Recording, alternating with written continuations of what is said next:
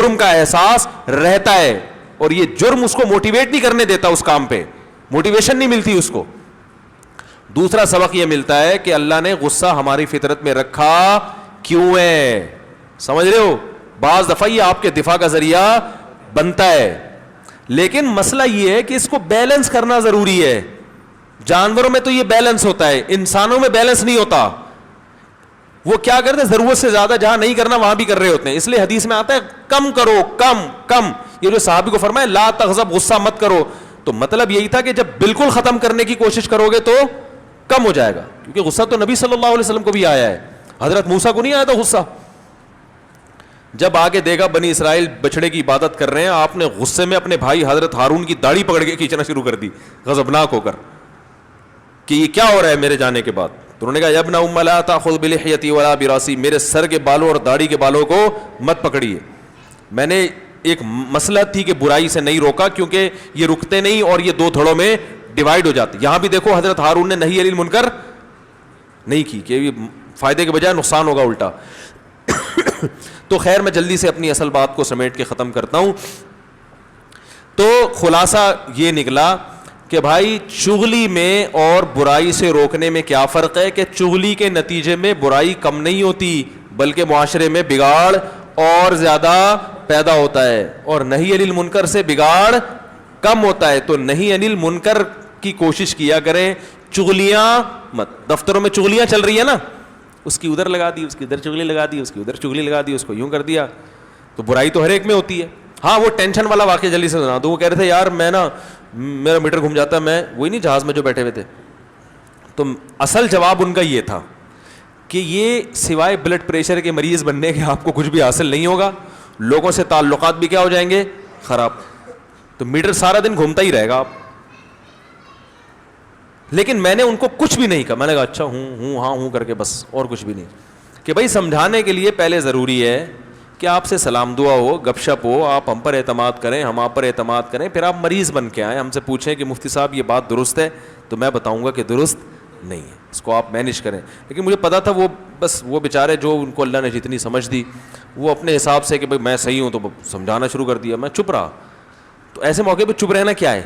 اور ویسے بھی مجھے پتا تھا کہ میں نا جب سفر کر رہا تھا میری رات کی نیند بالکل نہیں ہوئی تھی, اور وہاں ایبٹ آباد میں میرا بیان تھا فوراً, تو میری نیند بالکل بھی نہیں ہوئی تھی. تو میں نے سوچا تھا 2 گھنٹے کی فلائٹ ہے, یہاں سو جاؤں گا, میں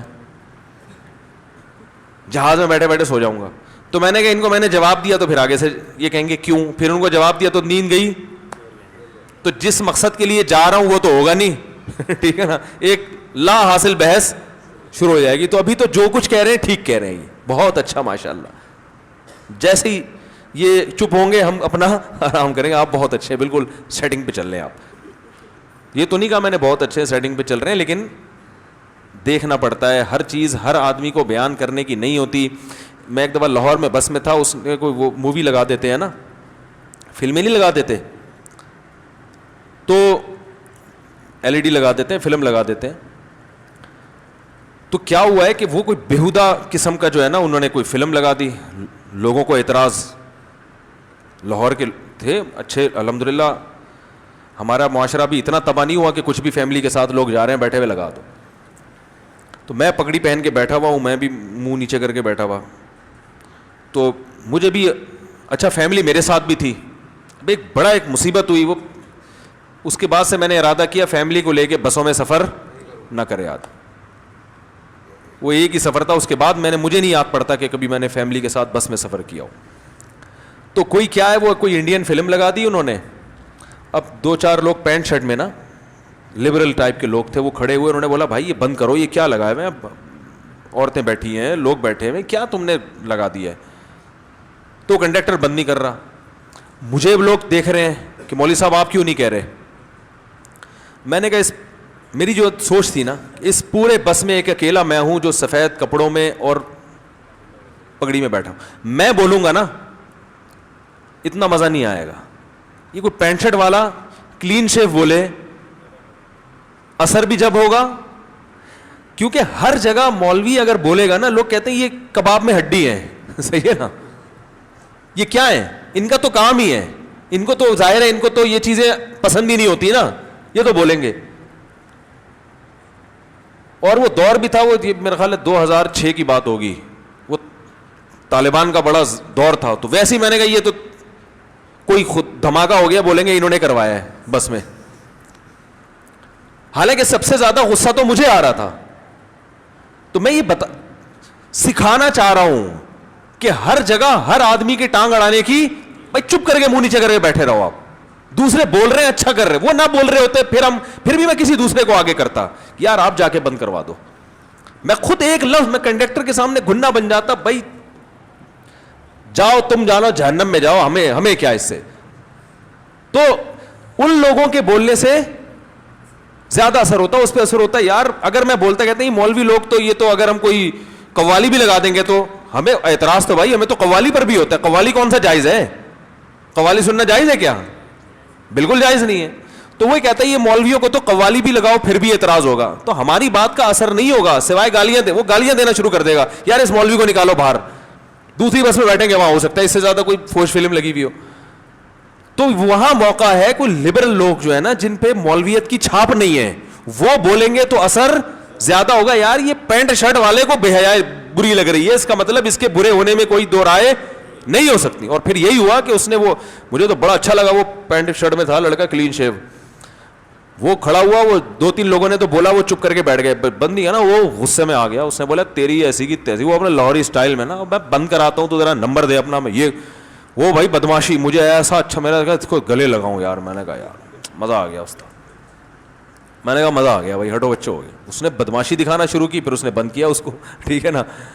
تو اب تو ہم جاتے ہی نہیں, اب تو گاڑی پہ لے کے جاتے ہیں کہیں بھی, اب یہ چھوڑ دیا ہم نے.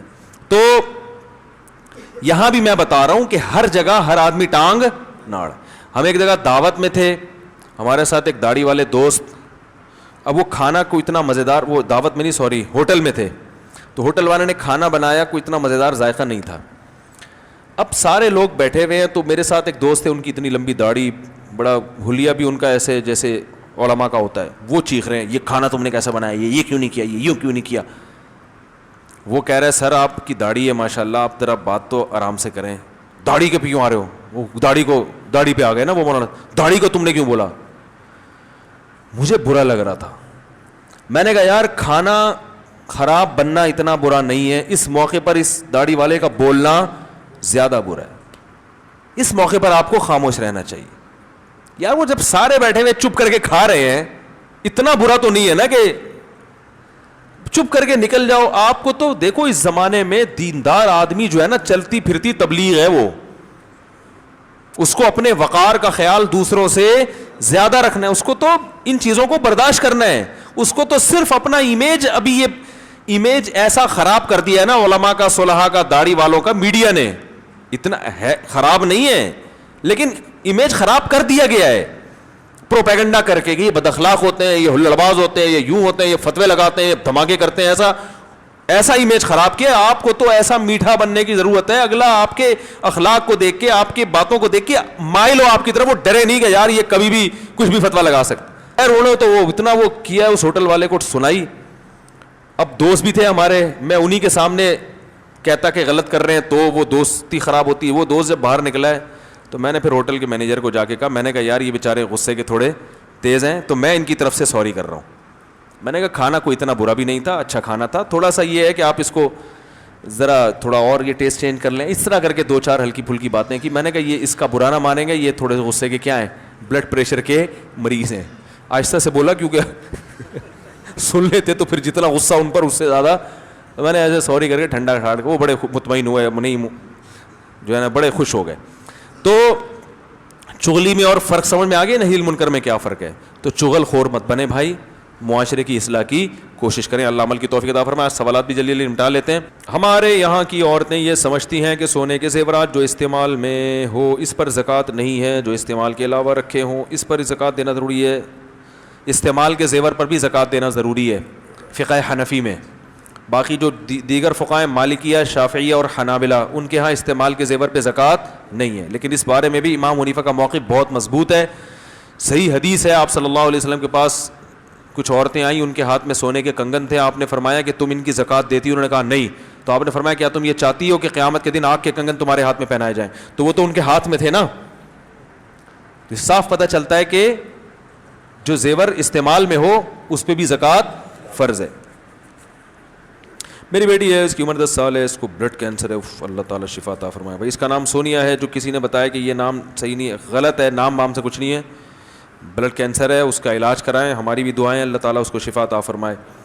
مفتی صاحب آپ اپنا قیمتی وقت اپنے خاص مریدوں کے لیے نکالیں, مسئلے مسائل کے لیے نہیں بلکہ سب سے خصوصی ملاقات ہو جائے. میں نے ایک سلسلہ شروع کیا تھا خصوصی ملاقات کا.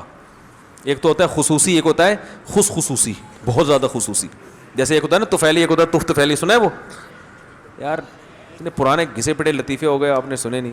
وہ ایک آدمی کسی کے یہاں گیا, دعوت پہ انوائٹ تھا نا, دوسرا بندہ بھی اس کے ساتھ مل گیا.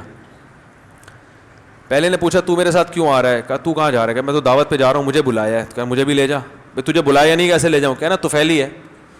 کہہ دینا کیا ہے طفیلی بھی ہوتے ہیں نا ساتھ میں. چل بھائی آگے گیا, ایک اور بندہ ملا. کہاں جا رہے ہو؟ جی ہم دونوں تو دعوت پہ جا رہے ہیں, مجھے بھی لے جاؤ. بھائی کیسے لے جائیں, میں اصل ہوں, یہ طفیلی ہو گیا. تو کیا کہہ رہا ہے؟ میں طفیلی کا بھی طفیلی. چلو یار تو بھی آ جا. دو ایک کے تین ہو گئے نا. آگے گئے, ایک اور بندہ ملا.